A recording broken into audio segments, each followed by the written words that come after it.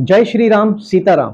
राम भक्त कलयुग के राजा श्री हनुमान जी का नाम क्या हमेशा से हनुमान जी था या बचपन में उन्हें किसी और नाम से बुलाया जाता था? और अगर बचपन में उन्हें किसी और नाम से बुलाया जाता था तो उनका नाम हनुमान जी कैसे पड़ा? आप जब भी हनुमान जी को देखते हैं तो उनके एक हाथ में ध्वजा और दूसरे हाथ में एक गदा होती है। क्या आपने कभी सोचा है कि वो गदा उन्हें किसने दी? जितनी चर्चा हनुमान जी की है उतनी चर्चा उनके पूंछ की भी है। क्यों है उनके पूंछ की इतनी चर्चा? क्या है उसकी मान्यता? और इस पूंछ के पीछे के रहस्य की पूरी कहानी क्या है? हनुमान जी बचपन से ही इतने शक्तिशाली रहे हैं, लेकिन उनके जीवन में ऐसी क्या घटना हुई कि उन्हें इतनी सारी शक्तियां प्राप्त हुई और वो परम शक्तिशाली बने? और ऐसी एक और दूसरी घटना क्या हुई कि उनको अपनी सारी शक्तियां भूलनी पड़ी? हनुमान चालीसा कलयुग में बहुत पावरफुल मानी जाती है। क्या ये पावरफुल हनुमान चालीसा के पीछे का राज आप जानते हैं? और इस पावरफुल हनुमान चालीसा का असर कई गुना और बढ़ाया जा सकता है। इसको पढ़ने का सही तरीका आप जानते हैं? हनुमान जी के जीवन में लाल ध्वजा का बहुत महत्व है। जैसे कि मैंने आपको बोला उनके एक हाथ में लाल ध्वजा होती है। क्या आप जानते हैं कि हनुमान जी के मंदिर में लाल ध्वजा या लाल झंडा अर्पित करने से आपको कौन सा वरदान मिल सकता है? एक और बात, हम्म। हनुमान जी के बारे में जो बखान स्वामी तुलसीदास गोस्वामी जी ने किया है, क्या यह हनुमान चालीसा जेल में लिखी गई थी? रामचरितमानस के रचयिता तुलसीदास गोस्वामी जी को अकबर ने जेल में क्यों डाला? क्या महिलाएं हनुमान जी की पूजा अर्चना कर सकती हैं? और अगर हाँ, तो उन्हें कौन सी सावधानियां बरतनी चाहिए? वर्तमान के शंकराचार्य रामभद्राचार्य जी ने चेतावनी दी है कि गलत हनुमान चालीसा का पाठ ना करें। उन्होंने कुछ अशुद्धियां निकाली है। क्या आप जानते हैं वो अशुद्धियां क्या है? और उन्होंने जो हमारे धर्म ग्रंथों का सबसे बड़ा पब्लिकेशन माना जाता है और बड़ा सम्मानित पब्लिकेशन है जिसका नाम है गीता प्रेस। गीता प्रेस से रामभद्राचार्य जी ने, जो कि वर्तमान के शंकराचार्य हैं, उन्होंने ऐसा क्या अनुरोध किया और क्या कहा कि हनुमान चालीसा में कौन से शब्दों में बदलाव करना चाहिए? क्या आपको रामबाण का पाठ प्रतिदिन करना चाहिए? और अगर नहीं, तो क्यों नहीं करना चाहिए? क्या है इसके पीछे की सच्चाई? क्या पूरी हनुमान चालीसा के अलावा अलग से हम उसकी कुछ चौपाइयों का अलग से जाप कर सकते हैं? और अगर हम किसी चौपाई का अलग से जाप करते हैं तो क्या उसका कोई असर होता है? ऐसा क्या तरीका है कि हम अपने प्रिय हनुमान जी को जल्दी से प्रसन्न कर सकें? जानना चाहते हैं आप लोग? इसके अलावा जो साइंस हमें आज बता पा रही है, वो तुलसीदास ने वेद पाठी, ऐसे वेद पाठी थे जिन्होंने हनुमान जी की व्याख्या करते करते कुछ लाइनें हनुमान चालीसा में ऐसी लिख दी जिसे साइंटिस्ट आज जान पाए हैं और आज हमें बता पा रहे हैं। तो ऐसी वो कौन सी लाइन थी जिससे ये पता चलता है कि हमारे पुराने वेद पाठी साइंस का भी या कह लीजिए विज्ञान का भी इतना ज्ञान रखते थे? वो हनुमान चालीसा में कौन सी ऐसी लाइन है? और अंत में संपूर्ण हनुमान चालीसा जो कि अवधि में लिखे थे, उसका हिंदी अनुवाद एकदम सरल भाषा में आपके लिए। तो चलिए, मेरा नमस्कार, मेरा नाम है विजय, आपका बहुत बहुत स्वागत है। नमस्कार, मेरा नाम है शालिनी। मैं आप सभी का दिल से बहुत बहुत अभिनंदन करती हूँ। और चलिए शुरू करते हैं आज की यात्रा। हमारे हनुमान जी बचपन से ही बड़े नटखट रहे हैं। उनकी माँ अंजनी उन्हें प्यार से मारुति मारुति कहकर बुलाती थी। लेकिन एक परेशानी उन्हें बड़ा सता रही थी उनके बचपन में। उनकी परेशानी का कारण था उनकी पूंछ। उनकी जो पूंछ थी, उनका तालमेल उनके शरीर से बैठता ही नहीं था। बड़े परेशान रहते थे। अगर वो दाएं जाते थे तो उनकी पूंछ बाएं को भागती थी। वो सोचते थे कि ये मेरा शरीर का अंग होते हुए भी ये मेरी बात सुनती क्यों नहीं है। तो फिर उन्होंने एक दिन अपने पिता, जो कि सुमेरु पर्वत के राजा पवन देव थे, उनको पूरी अपनी परेशानी बताई कि पिताश्री मैं क्या करूं। तो उनके पिता ने कहा कि बेटा, पूंछ को आज्ञा देना बंद करो, उससे मित्रता करो, तो शायद तुम्हारी कुछ मदद हो सकेगी। पर ऐसा क्यों हो रहा था? ये पूंछ उन्हें इतना क्यों सता रही थी? इस पूरी बात को जानने के लिए आपको चलना पड़ेगा थोड़ा फ्लैशबैक की तरफ, जहां पर पार्वती माँ और शिव जी विराजमान हैं और शिव जी पार्वती जी को सारा अपना वर्णन कर रहे हैं कि मैं अब जो है हनुमान जी का अवतार लूंगा। उस रूप का वर्णन कर रहे हैं और जो हमारी माता है पार्वती जी, वो भी बड़ी प्रसन्न है कि वाह प्रभु, आप धरती पर जाएंगे इस अवतार में, कितनी अच्छी बात है, और राम के सारे काज सवारेंगे। तो वो बड़ी एक्साइटेड थी, बड़ी उत्साहित थी। लेकिन एक बात जानकर वो बड़ी हताश हो जाती हैं कि प्रभु, मैं ये क्या सुन रही हूँ कि आप जा रहे हैं लेकिन मेरे बिना, ये कैसा संभव है? आप शिव और मैं आपकी शक्ति, मैं तो आपकी शोभा हूँ। तो प्रभु आपने ऐसा सोचा भी कैसे, मन में विचार भी कैसे आया कि आप मेरे बिना ऐसे जा सकते हैं? तो शिव जी ने थोड़ा समझाया कि देवी, मैं वहां पर राम काज के लिए जा रहा हूँ, राम जी का सेवक बन के उनकी सेवा करना, ये मेरा जीवन पूरा उनकी सेवा के लिए रहेगा। तो यहाँ पर आपका क्या काज, आप क्या करेंगी? मुझे तो वहां पर राम जी के लिए ध्यान लगाना है, उन्हीं के चरणों में उनकी सेवा में रहना है दास बन के। तो माता ने सोचा कि प्रभु, आपने जैसा वर्णन किया कि आप हनुमान जी के रूप में अवतार लेंगे जाएंगे, तो उस रूप की भी जो शोभा है वो पूंछ है। तो मैं भी आपकी शोभा हूँ, तो क्यों ना आप मुझे अपनी पूंछ बनाकर ले चल सकते हैं, है ना? मैं आपकी पूंछ बन के जा सकती हूँ। तो प्रभु ने बोला ठीक है देवी, ऐसा ही करते हैं। लेकिन देवी थोड़ा रुष्ट हो गई। देवी ने कहा प्रभु, मैं आपके साथ स्वयं चल रही हूँ, आपने मुझे एक बार भी नहीं बोला, आपने मेरे बारे में सोचा नहीं प्रभु, आप मुझे भूल गए। तो उन्होंने बोला कि जब मैं आपके साथ रहूंगी पूंछ बन के, तो आपको मुझे मनाना पड़ेगा। तो इसी वजह से बचपन में हनुमान जी अपनी पूंछ से बड़े परेशान रहते थे, क्योंकि पार्वती माँ उनसे रुष्ट थी। और ये वही पूंछ है, आपको तो पता ही होगा, जिससे उन्होंने लंका में हनुमान जी ने आग लगाई थी। ये वही सोने की लंका है जो माँ पार्वती ने अपने लिए शिव जी से कहकर बड़े ही प्यार से एक सोने का महल बनवाया था, और ऋषि विशर्वा उस महल की पूजा के लिए आए थे, और उनसे वही उन्होंने वर में मांग लिया, उसी को दान में मांग लिया। हाँ, दान में मांग लिया। तो माँ ने उनको कहा था कि ठीक है, ये लंका तुम्हारी भी नहीं होगी कभी। तो इसी को बाद में उन्होंने पूंछ बनकर इस लंका को जलाया था। हमने जिक्र किया उनकी पूंछ का। अब हम जानते हैं कि हनुमान जी को इतनी शक्तियां कैसे प्राप्त हुई, क्या रहस्य है उनकी शक्तियों का। तो कैसे प्राप्त हुई थी उनको शक्तियां? हनुमान जी तो हमेशा से शक्तिशाली थे। बचपन से ही। हाँ, महान शक्तिशाली थे। उनकी शक्तियों का वर्णन तो कोई नहीं कर सकता। और दूसरी बात, महान शक्तिशाली से सर्वशक्तिमान की यात्रा जो है वो अलग है।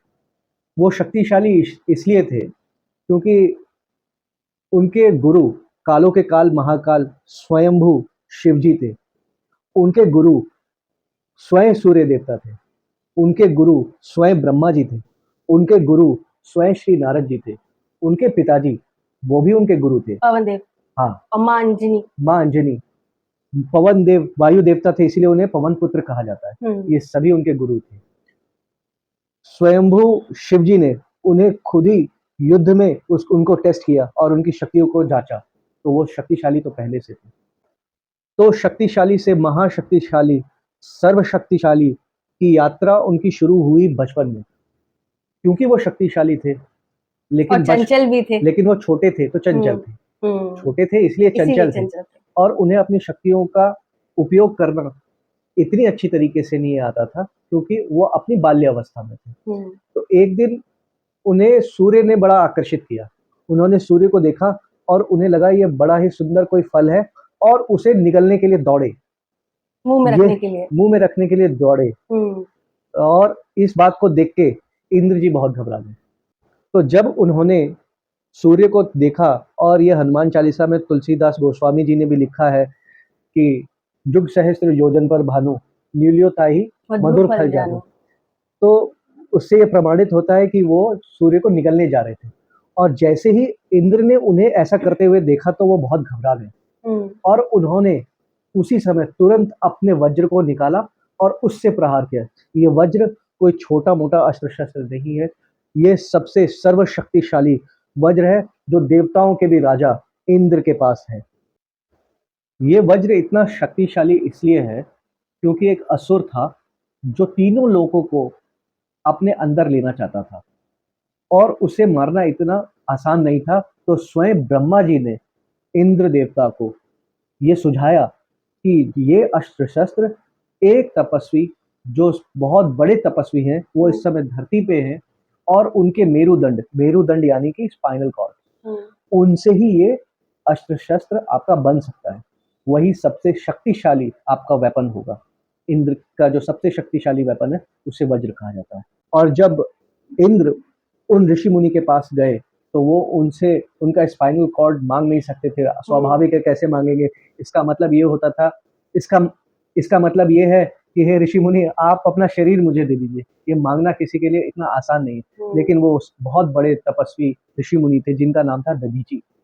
तो दधीची समझ गए थे कि उन्हें किस चीज की आवश्यकता थी, और उन्होंने उनसे कहा कि विश्व के कल्याण के लिए, देवी देवताओं के कल्याण के लिए ये शरीर छोड़ना तो मेरे लिए गर्व की बात है। और उसी समय उन्होंने अपना शरीर छोड़ दिया, और उनके स्पाइनल कॉर्ड से इस वज्र को का निर्माण हुआ, और वो वज्र बहुत पावरफुल है। उसी वज्र से हनुमान जी को हनुमान जी के ऊपर प्रहार हुआ। यहीं से उनके सर्वशक्तिमान की कहानी शुरू हुई। जैसे इंद्र ने हनुमान जी के ऊपर प्रहार किया, वो मूर्छित हो गए, और जब वो मूर्छित हो गए तो उनके पिताजी, जो कि सुमेरु पर्वत के राजा पवन देव थे, हाँ, वो स्वयं पवन देवता थे, केसरी जी, तो उन्होंने रुष्ट होकर पूरे सृष्टि की हवा रोक दी।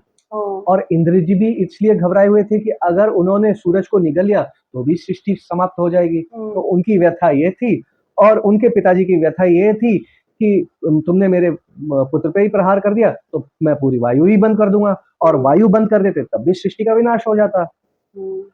तो फिर दौड़ते हुए ब्रह्मा जी आए। ब्रह्मा जी ने मारुति को स्पर्श किया, तब वो जगे, और उसके बाद उनको मनाने के लिए, और फिर इसके आगे सर्वशक्तिमान की कहानी शुरू हुई। इंद्र ने उन्हें वरदान दिया कि इस वज्र से आप मूर्छित हुए, और उन्होंने ये कहा कि जब उन्होंने वज्र का प्रहार किया तो उनका जो जबड़ा है वो टूट गया। जबड़े को हम लोग तो आज की हिंदी भाषा में जबड़ा कहते हैं, उस इंग्लिश में जॉ कहते हैं, जॉ लाइन, ठीक है, इंग्लिश में जॉ कहते हैं, ऐसे तो नॉर्मली हम लोग जबड़ा कहते हैं, तो उसे हनु कहते हैं। तो हनु टूट गया था उनका, तो इसीलिए इंद्र ने कहा है कि अब से अब आपको हनुमान कहा जाएगा, हनुमान के नाम से जाना जाएगा। और साथ ही साथ उन्होंने वरदान दिया कि अब आपका देह वज्र के समान होगा, आप पे वज्र का कोई भी असर नहीं होगा। ब्रह्मा जी ने उस समय उन्हें वरदान दिया कि आप चिंता ना करें, आज से आप हर ब्रह्म दंडों से मुक्त हैं, ब्रह्म दंडों का आप पर कोई असर नहीं होगा। सूर्य देवता आए थे, सब मनाने में लगे हुए थे पवन देवता को, उनके पिताजी को, केसरी जी को। उन्होंने कहा कि मैं अपना 100वां भाग आपके पुत्र को देता हूँ, और जब ये अध्ययन करने के लायक हो जाएगा तो बाकी की विद्याएं मैं इसे सिखाऊंगा। तो सूर्य देवता भी उनके गुरु हैं। इसके अलावा गदा, जो एक गदा का सवाल था कि गदा उन्हें किसने दिया, तो कुबेर देवता भी वहां पर आए थे। तो कुबेर देवता ने कहा कि आप जीवन भर इससे लड़ना, इससे आपको कोई नहीं हरा सकेगा। तो ये गदा उन्हें कुबेर ने दी थी। इसके अलावा जल देवता, कई सारे देवता, सबने अपनी अपनी शक्तियां उन्हें दी। इस तरह से वो सर्वशक्तिमान हो गए, क्योंकि उसके बाद कोई शक्तियां बची नहीं। इसके अलावा आगे की कहानी में हनुमान जी, इस तरह से उनका हनुमान जी नाम पड़ा। और आगे जब सीता माता को ढूंढने के लिए वाटिका में गए थे, तो उनका भाव देख के, उनका प्रेम देख के, उनका समर्पण देख के सीता जी ने भी उनको कहा, उनको वरदान दिया। उन्होंने, कहते हैं ना, अष्ट सिद्धि नौ निधि के दाता, असबर दीन जानकी माता। मतलब उनके पास तो सिद्धियां पहले से थी, शक्तियां तो पहले से थी, उसके बाद सर्वशक्तिमान भी हो गए। लेकिन सीता माता ने अलग से उन्हें वरदान दिया कि आप अपनी सारी सिद्धियों में से 8 सिद्धियां किसी और को दे सकते हैं, ये उन्हें वरदान दिया। और 9 निधि किसी और को भी दे सकते हैं। इसका मतलब ये नहीं कि उनके पास 8 ही सिद्धियां थी, उनके पास तो कई सिद्धियां थी, सारी सिद्धियां थी, समस्त सिद्धियां थी, उसमें से 8 सिद्धियां, वो तो स्वयं शिव जी के अवतार है।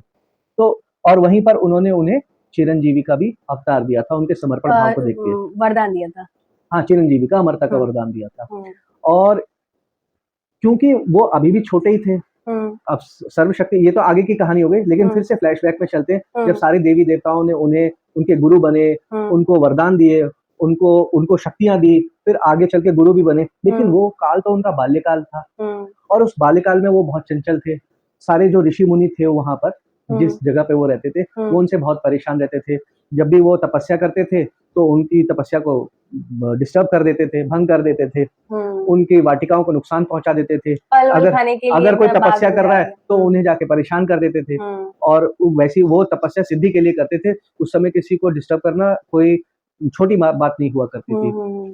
तो अंगिरा और भृगुवंश था, जो उनका जो जगह थी, भृगुवंश के मुनियों ने, ऋषि मुनियों ने परेशान होकर उन्हें श्राप दिया कि तुम अपनी शक्तियों को भूल जाओगे, ताकि तुम अब किसी को नुकसान परेशान नहीं कर सको। हम्म तो जब उन्होंने ये श्राप दिया तो वो अपनी शक्तियां भूल गए, लेकिन फिर उसी समय उन्होंने उन्हें ये भी कहा कि तुम अपनी शक्तियों को तब याद करोगे जब तुम्हें स्मरण कराया जाएगा। और हम्म सीता माता के पास जाने से पहले जब राम जी आए थे हम्म। और जामवंत और राम जी के अब बीच में बातचीत चल रही थी, तो अच्छा, वो जो समुद्र जब उनको वो करनी थी, लांघना था, लांघना था, है ना? हाँ हाँ, तो लंका जाना था जब। हाँ, हम्म ये है ना, उसमें चौपाई भी है, हम्म राम मिलाए राजपद दीना, हम्म तुम उपकार सुग्रीव ही कीना, हम्म राम मिलाए राजपद दीना। हम्म तो जब बलि हम्म बलि को मारा था, सुग्रीव ने वध किया था, हम्म उसके बाद चर्चा चल रही थी कि कैसे सीता माता को लेने जाना है। हम्म तो उस समय फिर हनुमान जी को कहा गया कि आप ही जाएंगे, तो हनुमान जी बड़े परेशान हो गए कि मैं हम्म जाऊंगा कैसे। हम्म तब उनके गुणों का बखान जामवंत ने किया। राम जी तो जानते ही थे, ये तो उनकी लीला थी, और जामवंत ने उनका बखान किया, तब उन्हें ये याद आया सारी शक्तियां याद आई, और मतलब ये आया कि मैं जा सकता हूँ उस फिर तरह से। उन्हें सारी शक्तियों का हम्म आभास हुआ, और उसके बाद तो उनकी सारी लीलाओं का वर्णन सब जानते ही हैं। हम्म। वहां से उनको याद आया। तो ये था कि कैसे वो अपनी शक्तियां उन्हें प्राप्त हुई थी और कैसे वो भूले थे और फिर कैसे उन्हें दोबारा अपनी शक्तियां याद आई थी। बिल्कुल। जैसे कि आपने यहाँ पे चौपाइयों का जिक्र किया है जो हमारी हनुमान चालीसा से है, जैसे हनुमान चालीसा में 2 दोहे हैं और बाकी की 40 चौपाइयां हैं। तो आप सभी जानते होंगे कि हनुमान चालीसा किसने लिखी है। हनुमान चालीसा लिखी है गोस्वामी तुलसीदास जी ने। उन्होंने रामचरितमानस भी उन्होंने लिखी है और वो बहुत ही श्रेष्ठ कवि रहे, रचयिता रहे हैं और वो बहुत बड़े राम भक्त भी रहे हैं। वो राम जी की काशी में और जगह जगह पर वो राम जी की कथाएं सुनाते थे। तो ऐसे ही एक वक्त की बात है कि वो काशी में थे, अपनी राम भक्ति में लीन थे, ऐसे कथावाचक थे, अपनी कथाएं सुनाते थे। तो अकबर जो थे उस समय यहाँ पर आगरा में फतेहपुर सीकरी में राजा हुआ करते थे। तो उनके कानों में खबर पड़ी कि काशी में कोई ऐसे संत हैं जिन्होंने एक मुर्दा को जीवित कर दिया है। तो उन्होंने अपनी इच्छा जाहिर की कि भाई हम भी मिलते हैं, उनका चमत्कार देखते हैं। तो भाई उन्हें काशी से आगरा फतेहपुर सीकरी में पेश किया गया अकबर के सामने। फिर अकबर ने अपनी इच्छा जाहिर की कि भाई चलो हमें भी कुछ चमत्कार दिखाओ, क्या जादू करते हो आप। तो उन्होंने बोला कि मुझे तो कोई जादू आता नहीं, मैं तो सिर्फ राम भक्ति में लीन रहता हूँ और राम राम ही जप करता हूँ, यही जानता हूँ। तो क्रोध में आके अकबर ने अपने सिपाहियों से कहा कि भाई इनको जो है कारावास में डाल दो, जब तक ये अपना चमत्कार नहीं दिखाएंगे तो ये कैद में रहेंगे।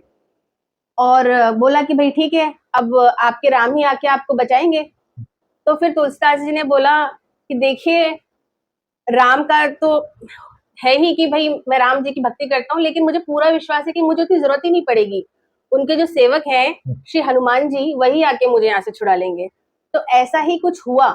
जब वो जेल में थे तो उन्होंने 40 जो चालीसा जो बोलते हैं हनुमान चालीसा, इसको जेल में रहकर लिखी। इसमें उन्होंने वर्णन किया कि कैसे राम जी के प्रति समर्पित है हनुमान जी, उनकी भक्ति का वर्णन किया और इसके साक्षी बने स्वयं शिव जी। जब वानरों के आक्रमण से, उत्पात से सेना, मंत्री संतरी सब परेशान हो गए और ये बात जब राजा तक पहुंची, उनके कानों तक पहुंची, तो उन्हें भी ये रियलाइज हुआ कहीं कि मुझसे कोई भूल हो गई है। मैंने किसी संत को, जो कि कोई साधारण मनुष्य नहीं है, तो गलती से अंदर कर दिया है, कारावास की सजा दे दी है। तो उन्होंने उनको क्षमा मांग के तुरंत रिहा किया। और आपको मैं एक बात यहाँ और बता दूं कि जब वो बाहर आए थे तो हनुमान जी से उनकी जब भेंट हुई तो हनुमान जी ने उनको एक वरदान दिया कि आपने इतनी अच्छी चालीसा, हनुमान चालीसा लिखी है, मैं बहुत प्रसन्न हूँ। तो प्रसन्न होकर हनुमान जी ने वरदान दिया कि मेरा कोई भी भक्त अगर इस चालीसा को 7 बार, 7 बार का अर्थ होता है 100 बार पढ़ेगा, तो मैं उसके सारे संकट और परेशानियां दूर करूंगा। तो ये था सारा विवरण हनुमान चालीसा का, ये कैसे लिखी गई। तो इससे सतबार का भी अर्थ पता चलता है कि सतबार का मतलब है 100 बार। 100 बार को पढ़ेगा तो उसके वो सारे बंधनों से मुक्त हो जाएगा। लोग यहाँ थोड़े कंफ्यूज जो रहते हैं, कोई 7 बार 60 पाठ बार कर कोई बोलता है, कोई कुछ। हाँ, छूटे ही बंदे महासुख हुई, यानी कि 100 टाइम्स 100 बार उसको पढ़ना, 100 बार उसको पढ़ना। तो ये बात तो है। और आज के युग में हनुमान चालीसा को बहुत पावरफुल माना गया है। आगे जो हमने प्रश्न किए थे तो उसमें कुछ प्रश्नों का उत्तर और दे देते हैं, सारे प्रश्नों का लगभग उत्तर मिल गया कि है। इसको और पावरफुल कैसे बना ये सकते हैं। पावरफुल क्यों है, पहले ये बताना जरूरी है। हनुमान चालीसा ये पावरफुल इसलिए है क्योंकि बाकी के अन्य देवी देवता या स्वयं शिव, विष्णु जी और कृष्ण जी, ये अपने लोकों में है और आपके कर्म और आप इतने दिव्य भी नहीं है कि वो साक्षात आपके पास आके आपको दर्शन देके आपकी परेशानियों से आपको दूर करे। वो मार्गदर्शन दे सकते हैं, लेकिन उसके लिए भी आपको कठोर तपस्या या कठोर भक्ति करनी पड़ेगी, समर्पण भाव देना पड़ेगा। परंतु हनुमान जी बहुत भोले हैं। दूसरी बात, वो चिरंजीवी है। चिरंजीवी का मतलब ये है कि वो इस समय आपके अगल-बगल या आप कोई भी परेशानी में हैं, तो वो आपको सुन सकते हैं और उनको कहीं से आना नहीं पड़ेगा। वो साक्षात, बस आप इन आँखों से उन्हें देख नहीं सकते, लेकिन वो साक्षात आपके आस-पास है। तो इस कारण से जब भी आप हनुमान चालीसा पढ़ते हैं, तो तुरंत उन तक पहुँचती हैं, वो सुन ही रहे होते हैं और उसी वजह से वो तुरंत ही आपको आशीर्वाद देते हैं या मार्गदर्शन देते हैं, या आप बहुत ही बड़े भक्त हैं, तो साक्षात दर्शन भी दे देते हैं और आपको सारी दुविधाओं से दूर करते हैं। हमारी मनोकामना पूर्ण करते हैं। इसीलिए हनुमान चालीसा इतनी पावरफुल है, क्योंकि बोलते ही आपको कहीं न कहीं से मार्गदर्शन तुरंत मिल जाएगा। अच्छा, इस पावरफुल हनुमान चालीसा का असर कई गुना बढ़ा सकते हैं कि नहीं बढ़ा सकते? देखिए, किसी भी मंत्र का, किसी भी चालीसा का या किसी भी ऐसे शैली को आप कई गुना तब बढ़ा सकते हैं जब उसके साथ भावना जुड़ी हो। आपका भाव क्या है हनुमान चालीसा पढ़ने का? तो अगर आपका भाव हनुमान जी के प्रति समर्पण और उनकी व्याख्या में लगा रहेगा पूरे मन से, मतलब भावना ही मेन है। तो भावना अगर 100 गुना बढ़ा दी जाए, तो हनुमान चालीसा जो पावरफुल पहले से है, उसका असर भी 100 गुना बढ़ सकता है। तो भावना बढ़ाई कैसे जा सकती है और सही तरीका क्या है पढ़ने का हनुमान चालीसा? वो ये है कि भावना तभी आएगी जब आप हनुमान चालीसा के अर्थ को समझेंगे, चालीसों चौपाइयों के अर्थ को समझेंगे, ताकि जब आप हनुमान चालीसा का पाठ कर रहे हो, किसी एक चालीसा को पढ़ रहे हो, तो साथ ही साथ आपके दिमाग में उसका मतलब ऑटोमेटिकली बन जाए, आपके दिमाग में वो इमेज आ जाए, आपके दिमाग में उसका अर्थ आसानी से दिमाग में आने लगे, तो भावना ऑटोमेटिकली आ जाएगी। अगर सारे चीजों का मतलब पता रहेगा और जब आप बोलेंगे, तो फीलिंग्स ऑटोमेटिकली जनरेट हो जाएगी। आपकी वो ही भावना जो पहले थी, वो 100 गुना बढ़ जाएगी। तो हनुमान चालीसा का भी पावर जो है, असर जो है, वो कई गुना बढ़ जाएगा। अर्थ जानने से हम जस्ट एक रीडिंग नहीं कर रहे हैं, रीडिंग नहीं कर सिर्फ रहे, उसको पढ़ दिया, बोल दिया, और लेकिन जब उसको आप उससे ज्यादा कनेक्टेड फील करेंगे, जब उसको फीलिंग के साथ पढ़ेंगे, बहुत सरल अवधि भाषा में, थोड़ा सा हिंदी आप उसकी जान लेंगे, जो आपकी आम बोलचाल की भाषा है, तो जब हम उसको उससे पढ़ेंगे, तो जब भी आप उस किसी भी चौपाई या दोहे को आप पढ़ते हैं, तो आप समझ सकते हैं कि मैं क्या बोल रहा हूँ, किस भाव से बोल रहा हूँ, तो वो बहुत अच्छे से कनेक्शन उसका बैठता है और उसका असर भी जो है बढ़ता है, क्योंकि आपके दिल से सीधे वो जा रहा होता है, भावना आपकी जुड़ जाती है। इसीलिए अर्थ जानना बहुत जरूरी है, जो कि इस वीडियो के अंत में हम 40 चौपाइयों का अर्थ बताने वाले हैं। इसके अलावा एक बात और कहना चाहता हूँ, जो कि हमने शुरुआत में ही प्रश्न किया था कि वर्तमान के शंकराचार्य श्री रामभद्राचार्य ने किन अशुद्धियों के बारे में कहा था। जब आप क्योंकि मैं भावनाओं की बात कर रहा हूँ और इसके असर को बढ़ाने की बात कर रहा हूँ, तो इसका अर्थ भी सही आना चाहिए। अर्थ जानने से पहले, अभी तो हनुमान चालीसा उसी फॉर्म में है जो पहले हुआ करती थी। अभी शंकराचार्य उससे किस तरीके से बदलते हैं, क्योंकि उन्होंने गीता प्रेस, जो कि धर्म ग्रंथों को छापने वाली सबसे बड़ी पब्लिकेशन है, गीता प्रेस, और बड़ी सम्मानित भी है, तो उनसे रामभद्राचार्य जी ने अनुरोध किया है कि मैंने जो आपको सुझाया है, उस हिसाब से उसमें हनुमान चालीसा में करेक्शन करें और अब जो प्रतियां छपे वो इस तरीके से छपे। तो एक तो उन्होंने सुझाया है गीता प्रेस को कि शंकर सुवन, तो सुवन की जगह स्वयं लिखना है, कि वो खुद स्वयं शंकर है। शंकर सुवन केसरी नंदन की जगह शंकर स्वयं केसरी नंदन। और एक और चौपाई है जिसमें उन्होंने कहा है कि राम रसायन तुम्हारे पासा, सदा रहो रघुपति के दासा। तो उसमें सदा रहो की जगह सादर हो रघुपति के दासा। तो इसे आप पूरे डिटेल में इंटरनेट पे आपको उपलब्ध हो जाएगा। इस पे उन्होंने काफी बड़ा वर्णन भी किया है। लेकिन अभी जब तक जो हनुमान चालीसा दैनिक रूप में हम पढ़ते हैं, जो सबके पास अभी उपलब्ध है, उस हिसाब से उसका वर्णन करेंगे। तो भावनाओं के अलावा एक प्रश्न बहुत इम्पोर्टेंट है कि हमारी माताएं बहनें हनुमान चालीसा का पाठ या उनकी पूजा अर्चना कर सकती हैं या नहीं कर सकती? बिल्कुल कर सकती हैं। जैसे हनुमान जी ने सीता माता की मदद की थी, वो आपकी भी मदद करेंगे। जैसे महिलाओं की बात हो रही है, महिलाएं जो है हनुमान जी की पूजा, आप उनको भाई के रूप में, पिता के रूप में, गुरु के रूप में आप उन्हें पूछ सकते हैं। हम हनुमान चालीसा का पाठ कर सकते हैं, हनुमान अष्टक का पाठ कर सकते हैं, हम सुंदरकांड का पाठ कर सकते हैं, संकट मोचन का पाठ कर सकते हैं। और क्या कर सकते हैं, जैसे आप जब भी पूजा करते हो दीप प्रज्वलित कर सकते हैं, मतलब दीप जला सकते हैं। दीप अर्पित कर सकते हाँ, हैं। दीप अर्पित कर सकते हैं। और जो धुआं है, जैसे धुनी करते धुनी हैं, लगाना कहते धुनी हैं। लगाना, धुनी कर सकते हैं। और अपने हाथों से पका के मतलब उनको भोग भी अर्पित कर सकते हैं। तो ये तो बात रही कि आप क्या कर सकते हैं, क्या नहीं कर सकते हैं। मैं जैसे आप उनको सिंदूर नहीं चढ़ा सकते, सिंदूर, चोला या कोई भी वस्त्र, जनेऊ, ये आप जैसे भगवान धारण करते हैं तो ये औरतें जो हैं उनको अर्पित नहीं कर सकती। इसमें आप उनके चरण पादुका भी बोल सकते हैं, वो भी आप नहीं अर्पित कर सकती। और स्नान की, जैसे पंचामृत से भगवान को स्नान कराते हैं, तो आप जो है स्नान भी नहीं करा सकते। तो यही कुछ बातें हैं। और हाँ, इसमें मैं एक चीज और बोलना चाहूंगी कि दीर्घ अनुष्ठान, मतलब जैसे जो लंबे हवन वगैरह होते हैं, तो आपको वो नहीं करना है। जो सिद्धि के लिए अनुष्ठान किए जाते हैं, हाँ, कई वो महिलाएं थोड़ा उससे बचें। दीर्घ अनुष्ठानों से बिल्कुल। नहीं करने चाहिए। बाकी इसके अलावा आप जो मैंने आपको बताया, इस तरह से आप पाठ कर सकते हैं। हाँ, तो बिल्कुल आपने ठीक बात बोली कि उन्हें महिलाएं सिंदूर उनको नहीं चढ़ाना चाहिए, महिलाओं को जनेऊ उन्हें नहीं चढ़ाना चाहिए, चोला, वस्त्र इत्यादि उन्हें नहीं अर्पित करना चरण चाहिए। पादुका, चरण पादुकाएं, क्योंकि वो महिलाओं का सम्मान करते हैं, तो आप उनको चरण पादुकाएं नहीं आपको देना चाहिए। और एक पंचामृत से स्नान नहीं कराना। अच्छा, यहाँ पर मैं एक बात और बता देती हूँ कि ये तो रही कि हम क्या पढ़ सकते हैं क्या नहीं। इसके अतिरिक्त भी एक है कि बजरंग बाण को लेके एक लोगों के मन में होता है कि क्या पढ़ना चाहिए क्या नहीं। तो मैं इसके बारे में आपको बता दूं कि उसका पाठ प्रतिदिन नहीं करना चाहिए। बिल्कुल बिल्कुल, है ना। क्योंकि अगर आप उसका पाठ कर रहे हैं, इसका मतलब है कि आप हनुमान जी को कसम दे रहे हैं, रघुपति जी की, राघव जी की, राम जी की कसम दे रहे हैं कि आपको ये काज करना ही करना है। करना ही करना है। तो आप चाहेंगे कि आप जिसकी पूजा कर रहे हैं, आप उन्हें बार बार कसम दें उनके प्रिय की कि आपको ये मेरा काम करना। हाँ, बिल्कुल।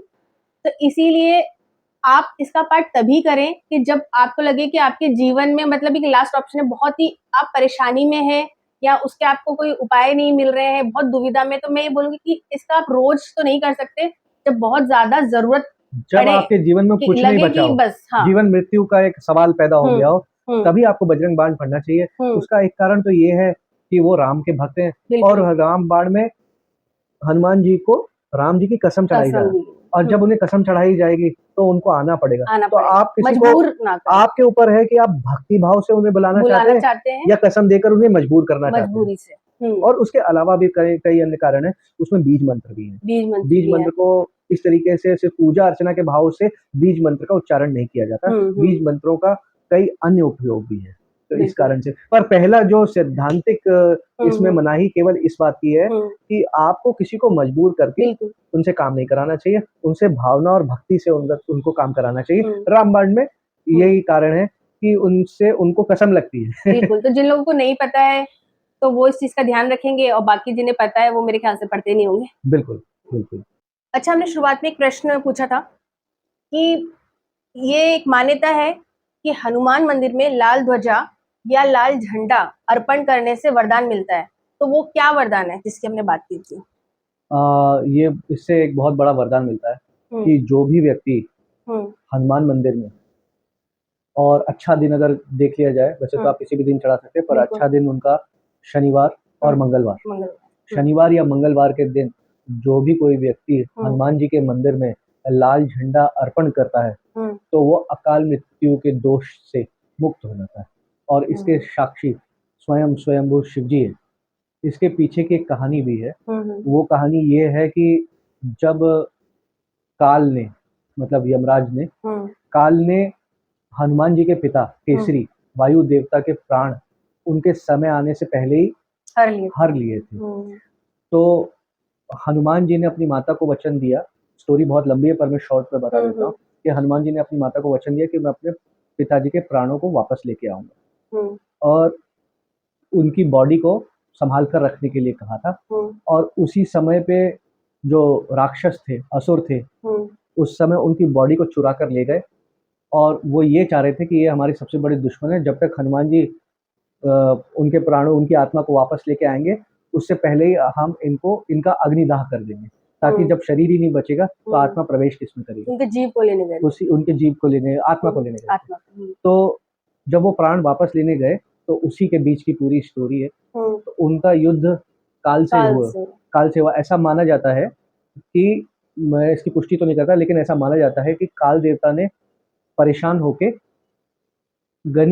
हनुमान जी के, जो उनकी चंचलता थी बचपन में, बाल्यकाल में, उन्होंने ग्रहों के जो फेरबदल कर फेर दिया। बदल कर दिया था, जिससे नाराज होकर उन्होंने उनकी जगह उनके पिताजी के प्राण हर लिए थे। तो मतलब उनका क्रोध उनके पिताजी के उनके ऊपर था। पिताजी पे निकाल दिया था।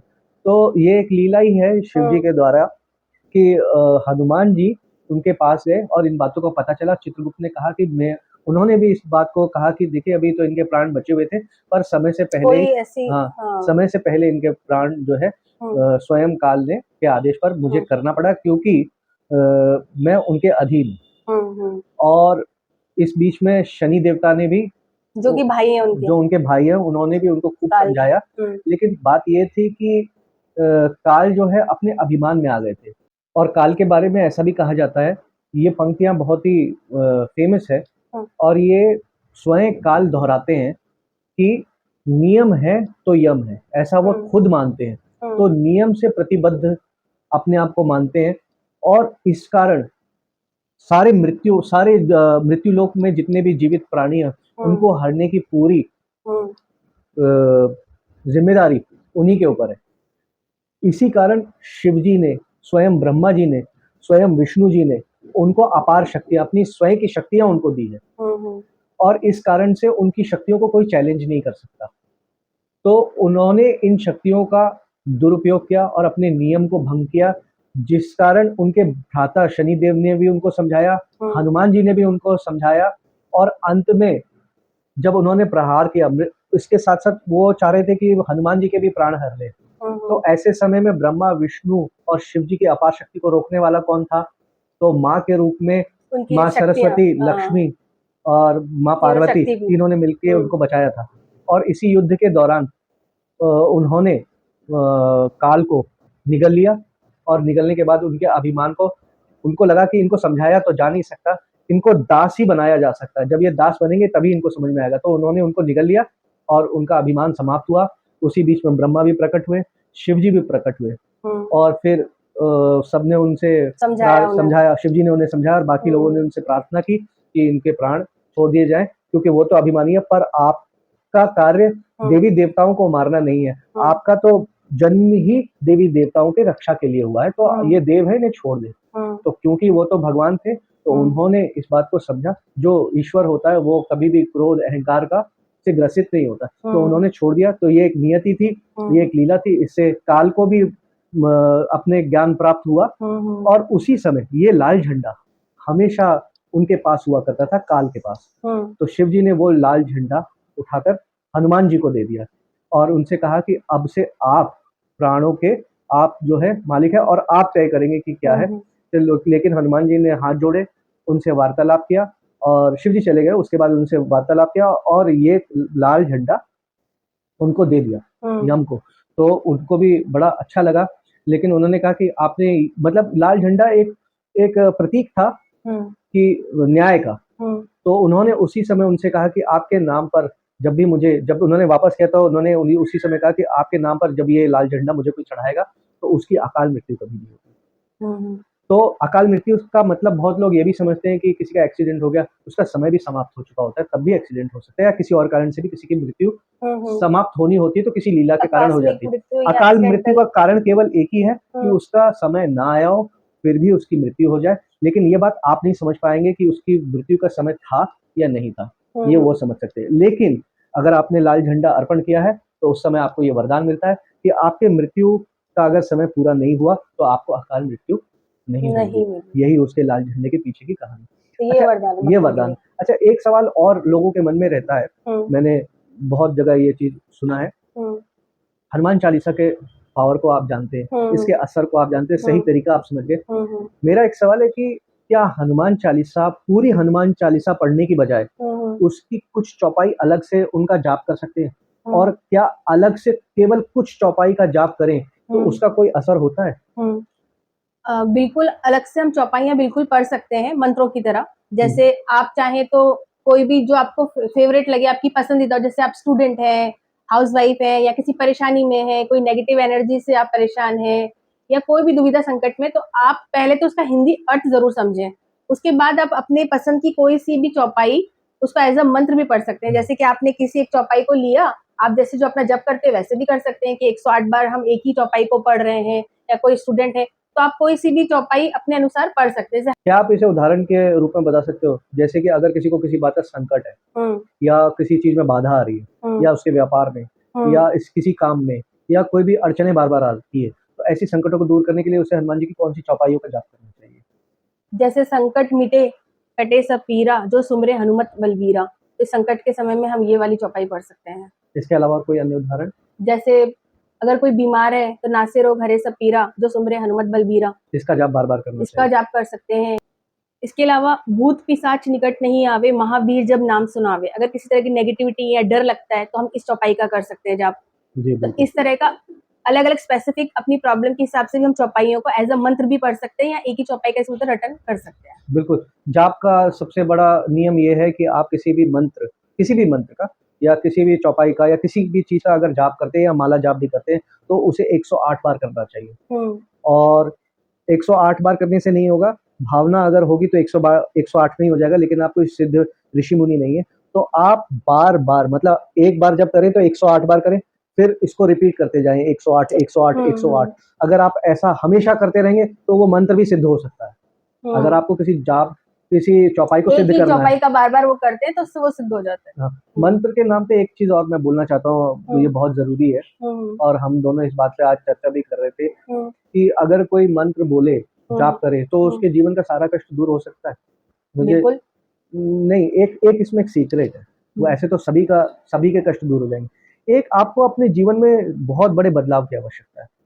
देखिए, मंत्र आप जाप कर रहे हैं 5 मिनट, 10 मिनट, 15 मिनट, हम्म 20 मिनट, 25 मिनट, 1 घंटा, 2 घंटा, हर दिन मान लीजिए 3 घंटे का आप जाप कर रहे हैं। हालाँकि ये बहुत बड़ी बात है, इतना अगर आप कर लेंगे तो बाकी के बचे 21 घंटे अपने आप ही बदल जाएँगे। लेकिन अगर आप 15 मिनट का जाप कर रहे हैं, 20 मिनट का या 25 मिनट का, 25 मिनट तो आप पूरी भावनाओं के साथ जाप कर रहे हैं। बाकी के समय आप कौन-सा जाप कर रहे हैं? बाकी के समय आप जाप कर रहे हैं, "अरे यार! मैं तो बहुत परेशानी में हूँ।" ये भी मंत्र है। बस मंत्र का मतलब श्लोक नहीं होता। क्या आप सोच रहे हो मन में, वो भी मंत्र है। अगर आप इस मंत्र के अलावा बाकी के पूरे दिन भर आप ये कहते हो कि मैं परेशान हूँ, मैं दिक्कत में हूँ, अरे यार मैं तो सक्सेसफुल नहीं हो पा रहा हूँ, मेरा काम बिगड़ रहा है। अगर आप इस तरह की भावनाओं को हमेशा मन में जपते रहते हैं, तो ये भी मंत्र का काम करता है। तो बिल्कुल ठीक 15 बोला। मिनट आपने मंत्र का जाप किया, और बाकी पूरे 24 घंटे में बचे हुए टाइम पे आपने उस मंत्र का जाप किया जो आपकी हाँ भावना है, जिसमें आपकी बिल्कुल। नेगेटिविटी है। आप हम्म अगर उस भावना का जाप करते रहते हैं, तो ये मंत्र आपके लिए काम नहीं करेगा। हम्म तो मंत्रों के अलावा अपने जीवन में हमेशा पॉजिटिव सोचो कि अच्छा कोई पॉजिटिव बात नहीं, एटीट्यूड, हाँ। सक्सेस हो जाएँगे, या हम्म या आप जो है ये बाधा आ रही है दूर हो जाएगी, या ये मेरा लक्ष्य है, ये लक्ष्य बिल्कुल हो जाएगा। हम्म और किसी भी नेगेटिव चीज़ या नेगेटिव व्यक्ति या नेगेटिव बातों के बारे में जितना आप कम समय लगाएँगे, हम्म उतना आपका जीवन सुरक्षित रहेगा। साथ में अगर आप जाप करते हैं, तब जाके मंत्र हम्म काम करता है। जैसे आपने बोला, हम जब भी कोई भी मंत्र पढ़ते हैं तो हमारे मंत्र भी एनर्जाइज होते हैं, एनर्जाइज़ होते है हैं। ना? उनको एनर्जी मिलती है। हुँ, हम जब जितनी बार जाप करेंगे तो आपका मंत्र और स्ट्रांग होगा और एनर्जी मिलेगी। अब क्या होता है कि हम अपने आप को कोसते हैं हुँ, कि हाय मेरे जीवन में ये परेशानी है, मैं इससे दुखी हूँ, मुझे ये नहीं आता, मेरे पास ये नहीं है, मुझे वो चाहिए। तो क्या हुआ, मंत्र हमने जो कुछ टाइम के लिए किया, वो लेकिन कुछ देर तक बाकी का उसका जो असर रहा। बिल्कुल। और ये हमने क्या किया, जो ज़्यादा टाइम जब रोते रहते हैं मैक्सिमम टाइम हमने या ये कोई किया, नेगेटिव टॉक करते हैं या इस तरह का, तो इसको भी हम एनर्जाइज़ किया, तो ज़्यादा इफेक्ट किसका रहेगा? जिसको आपने ज़्यादा एनर्जाइज़ किया। ज़्यादा एनर्जाइज़ किया। हुँ, तो यही मतलब है कि अगर हम ये इस तरह की बातों को पूरे टाइम दिमाग में रखते हैं और ये मंत्र जब हम थोड़े समय के लिए 15 कर रहे मिनट के हैं, लिए तो करते किसका हैं। ज़्यादा असर रहेगा? तो ये थोड़ा-सा हमें अपने लाइफ का एटीट्यूड एक चेंज करना पड़ेगा। इसके लिए हम हाँ, पॉजिटिव बोलेंगे कि हमें ये आता है, हम ये कर सकते हैं, हमारे पास ये चीज़ की कमी नहीं है, ये है हमारे पास हुँ, और हम स्ट्रॉन्ग हैं। अपनी कोई भी नेगेटिव चीज़ को आपको पॉजिटिव की तरह सोचना है। पॉज़िटिव की तरफ हुँ, सोचना है। हर नेगेटिव चीज़ को आपको, ये जो भावनाएँ आपके मन में चलती हैं, वो भी मंत्र का काम करती है। हुँ, तो ये आपके ऊपर निर्भर करता है कि उस भावनाओं को आपको कैसा लाना है, जो हुँ, कि आपका मंत्र के रूप में, और जब आप असलियत में मंत्र बोलेंगे, दोनों हुँ, मिक्स होके एक अच्छी हुँ, एनर्जी बने, कि हम तब। पढ़ने में अच्छे हैं, हम हुँ, अच्छे हैं पढ़ने में। हमें बिल्कुल। ऐसा ही बोलना है। कभी ये नहीं बोला हमारे अंदर ये कमी है, हम अच्छे हैं, पढ़ हम ये कर सकते हैं। पढ़ने से ही मुझे साइंस की बात, एक बहुत अच्छा उदाहरण याद हुँ, आया कि हनुमान चालीसा में एक प्रश्न हमने पूछा था, ऐसा क्या लिखा हुआ है हुँ, हुँ, कि देखिए, क्या वेद पाठी लोग साइंटिस्ट से पीछे थे? तुलसीदास की ही बात कर लेते हैं, तुलसीदास गोस्वामी जी की ही बात कर लेते हैं, गोस्वामी तुलसीदास जी की ही बात कर लेते हैं कि वो एक वेद पाठी थे और उन्होंने व्याख्या की हनुमान जी की, उन्होंने रामचरितमानस की व्याख्या की हनुमान चालीसा की के रूप में। तो एक वेद पाठी होने के अलावा उन्होंने कुछ व्याख्या के लिए कुछ और लाइनों को उठाया। उसमें से एक लाइन है, जुग सहस्त्र योजन पर भानु, लील्योताहि मधुर फल जानू। तो अगर आप इसका कैलकुलेशन करेंगे, अगर आप जानना चाहते हैं तो मैं इसके लिए अलग से वीडियो बना दूंगा कि अगर आप इसका पूरा कैलकुलेशन करेंगे कि युग का समय, योजन मतलब जैसे कि हम बोलते हैं ना 100 किलोमीटर की दूरी पर है। हाँ, तो युग हो गया आपका टोटल टाइम और योजन हो गया उसका यूनिट, जैसे किलोमीटर, मीटर, सेंटीमीटर, लीटर। तो योजन हो गया यानी डिस्टेंस को जिसमें नाप रहे हैं। बिल्कुल, योजन हो गया। योजन पर भानु। और सहस्त्र मतलब हो गया, भानु का मतलब हो गया आपका सूरज।